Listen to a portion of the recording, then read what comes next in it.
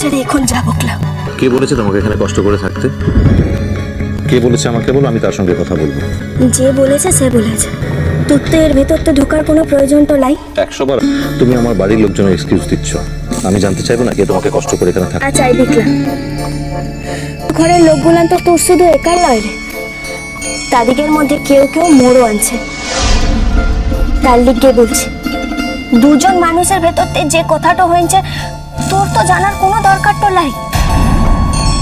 তা বাদে এই ঘরটাতে তো মই একদিন থাকবো বলেই এসেছিলাম, চলে যাবো বলে তো আসি নাই।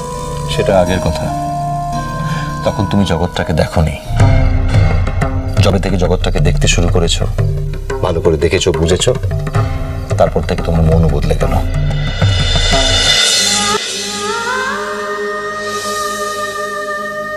ইষ্টি কুটুম সোম থেকে রবি প্রতিদিন বিকেল 5টায় স্টার জলসায়।